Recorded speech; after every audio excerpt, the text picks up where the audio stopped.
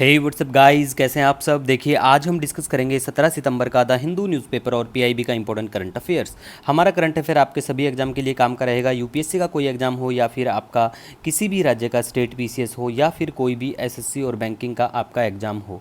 ठीक है, तो लीजिए स्टार्ट करते हैं। सबसे पहले बात करेंगे एनपीएस वात्सल्य स्कीम के बारे में। देखो, ये जो स्कीम है, पहली बात तो लॉन्च डेट याद रखना। अगर आपका कोई भी एग्जाम नवंबर दिसंबर में पड़ता है तो उसके लिए वेरी वेरी इंपॉर्टेंट है ये।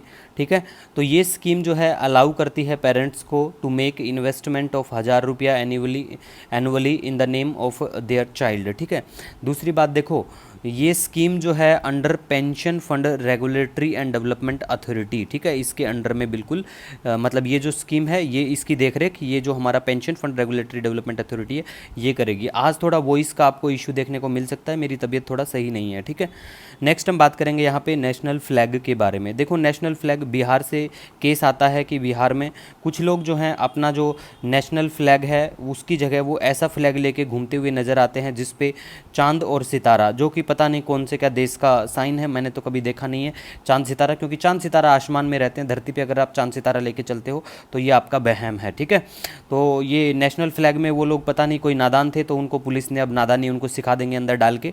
तो आप सभी को देखो, जिस देश में रहते हैं उस देश का सम्मान करना चाहिए, मान मर्यादा में रहना चाहिए, वरना वो पुलिस स्टेशन जाके आपको मान मर्यादा क्या, आप देखना चलते हुए जानवरों को भी इज्जत करना सिखाएंगे, ऐसा बना देते हैं। ठीक है, तो नेशनल फ्लैग के बारे में बात करें तो आपको नेशनल फ्लैग कोड 2002 के बारे में पता होना चाहिए। वीडियो के एंड में आपको यूपीएससी के द्वारा पूछे गए सवाल भी दिखाएंगे। फ्लैग कोड पे ही यूपीएससी ने रिसेंटली 2023 में भी एक सवाल पूछा था, और जो वनडे एग्जाम है उनमें भी ऐसे सवाल पूछे जाते हैं, तो आपको बिल्कुल सवाल भी दिखाएंगे। ठीक है, तो नेशनल फ्लैग के बारे में बात करें तो नेशनल फ्लैग को अडोप्शन होता है, हमारा जो नेशनल फ्लैग है 22 जुलाई 1947 को। ये बात बिल्कुल आपको ध्यान रखनी है, याद रखनी है। ठीक है, और नेशनल फ्लैग जो हमारा है अभी उसको डिज़ाइन किया जाता है पिंगाली वेंकैया के द्वारा। ठीक है, उसके अंदर जो स्पोक्स होती हैं उनकी संख्या 24 होती है, ये याद रख लो फ्लैग के अंदर में। ठीक है, सबको पता भी होगा ये सारी चीज़ें, है ना। और फ्लैग कोड ऑफ 2002, ठीक है, तो ये अमेंड कब होता है, 2021-22। ठीक है, 21 में अमेंड होता है, और क्या कल अलाउ करता है कि हमारा जो नेशनल फ्लैग वो पॉलिस्टर का या मशीन मेड बिल्कुल हो सकता है। ठीक है, और ये रेक्टेंगुलर शेप में होगा और दिन और रात में बिल्कुल लहराया जा सकता है। इसका जो रेशियो है length to height shall be 3:2। ठीक है, 3:2 का ये बिल्कुल रहेगा। इतना याद रखना, बिल्कुल ये बहुत इंपॉर्टेंट इन्फॉर्मेशन है, पेपर में एज इट इज पूछी गई थी। एक दो पॉइंट आपको दिखा भी देंगे वीडियो के एंड में। ठीक है, उसके बाद में देखो, कंडक्ट ऑफ ग्राम सभा इन आंध्र प्रदेश। एक वर्ल्ड रिकॉर्ड बनाया है इन्होंने, ग्राम सभा को एक ही दिन में कंडक्ट करवा के इतनी ग्राम पंचायत, कितनी 13,326 विलेज की एक साथ करके वर्ल्ड रिकॉर्ड बनाया। कौन से राज्य में बना है, आंध्र प्रदेश में, इतना याद रख लेना। ठीक है, नेक्स्ट अब हम यहाँ पे बात करेंगे गाइस। देखिए, चाइना की जो है 2024 की ग्रोथ फोरकास्ट जो है 4.7% रहेगी, ये कहा है गोल्डमैन सांच और सिटी ग्रुप ने। अमेरिकन इन्वेस्टिंग एजेंसियाँ हैं ये। ठीक है, तो आपको बस इतना याद रखना है कि कौन सी एजेंसी है, कहाँ की है। कई बार मैच ऑफ द फॉलोइंग में पूछ लेते हैं, और चाइना की ग्रोथ इसमें प्रोजेक्शन करी है इन्होंने, 4.7% रहेगी। ठीक है, उसके बाद में बात करें यूरोपियन यूनियन के जो चीफ हैं उनका नाम याद रखो, वेरी वेरी इंपॉर्टेंट बन जाता है ये नाम। उसके बाद में देखो, परसेपोलिस, ये क्या है, ये ईरान का मोस्ट आइकॉनिक एंशियंट शहर है, पुराना शहर है, याद रखना। पूछा जा सकता है कि ये मैच ऑफ द फॉलोइंग में कि ये कहाँ का शहर है, तो ये ईरान का है। ठीक है, अब यूपीएससी के द्वारा 2023 में एक सवाल पूछा गया है, सवाल आपको बिल्कुल स्क्रीन पे दिखाई दे रहा होगा।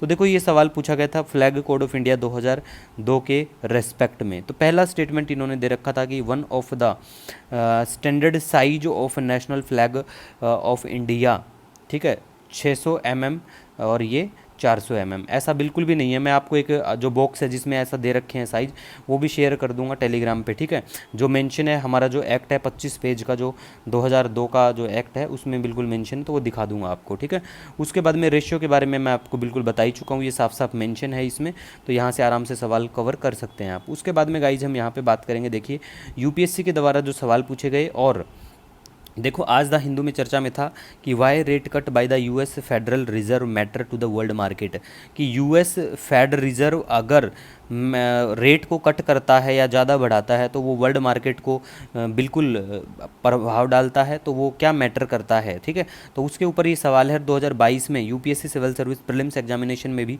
ये सवाल बिल्कुल पूछा गया था। तो यहाँ पे देखो कई बार ऐसा होता है कि सवाल चाहे कितना भी हार्ड हो, लेकिन कुछ चीज़ें अगर आपको पता है इसमें तो भी आप इस सवाल को कर पाएंगे। अगर आपको डीवैल्यूएशन पता है ना करेंसी का, तो ये सवाल बिल्कुल हुआ पड़ा था अगर डीवैल्यूएशन पता है तो, ठीक है। तो ये क्या होती है बेसिक, जब मैं इकोनॉमी स्टार्ट करूँगा आपको आने वाले 20 तारीख से हम लोग इकोनॉमी की सीरीज स्टार्ट कर रहे हैं। आपको इकोनॉमी की सीरीज के 10 शुरुआती लेक्चर जो हैं, हमारा जो चैनल है एग्जाम फायर पे तो सारे ही लेक्चर मिलेंगे, लेकिन ये जो द हिंदू पीआईबी नोट्स है इस पे शुरुआत के 10 लेक्चर मिलेंगे। बाद में सारे लेक्चर आपको एग्जाम फायर नाम से जो चैनल है, लिंक डिस्क्रिप्शन में दूंगा। नया प्लेटफॉर्म स्टार्ट किया है एसएससी बैंकिंग और पीसीएस के बच्चों के लिए, तो वहाँ पे इकोनॉमी आपको कंप्लीटली देखने को मिल जाएगी, ठीक है। तो ये सवाल आराम से बन जाता है। उसके बाद में बात करेंगे 2023 में भी देखो ऐसा ही एक इंटरेस्ट रेट हाइक से संबंधित सवाल पूछा था यूपीएससी के द्वारा। तो मेरा कहना आपको सिर्फ दिखाना यहाँ ये है कि देखो अगर इन्फ्लेशन जो होता है वो बहुत इंपॉर्टेंट है। 3-4 सवाल यूपीएससी डायरेक्ट हर साल इस पोर्शन से देखने को मिलते हैं। बैंकिंग फाइनेंस इंपॉर्टेंट है।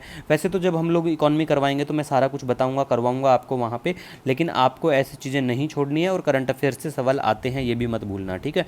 उसके बाद में देखो यहाँ पे बेसिक इन्फॉर्मेशन है इसके बारे में, यूएस फेड के बारे में। वर्ल्ड का मोस्ट पावरफुल सेंट्रल बैंक है यार, क्योंकि देखो अगर ये रेट को कट करते हैं या बढ़ाते हैं ना तो बहुत बड़ा इम्पैक्ट पड़ता है। ऐसा होने से पता है क्या पता 1995 वाली सिचुएशन क्रिएट हो जाए या 2007-8 में जो सिचुएशन थी वो भी क्रिएट हो सकती हैं, ठीक है। तो क्या सिचुएशन थी आपको पता ही होगा अमेरिका में उस टाइम पे, ठीक है।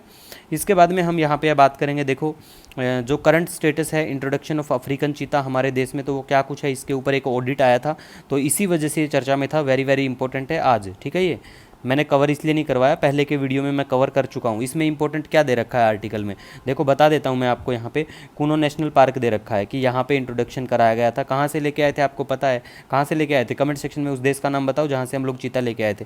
और देश में कितने चीता लेके आए थे? 20 लेके आए थे। डेथ हो गई 8 की, तो 12 अभी बचे हैं, और कुछ ने तो कुछ के बच्चों ने जन्म भी दे रखा है। आई थिंक जन्म मिला के इनका दोबारा से 20 हो गए हैं। वैसे याद रखो कि 8 की डेथ भी हो चुकी है। चीता का इंट्रोडक्शन जब भारत में किया गया था तो जिस दिन भारत में चीता की एंट्री हुई थी वो डेट क्या थी, डेट ऑफ ठीक है चीता की, वो कमेंट सेक्शन में जरूर बताना। मैं करवाता हूँ ऐसी चीज़ें, क्योंकि जो पीसीएस के एग्जाम है ना उनमें ये चीज़ें पूछ लेते हैं।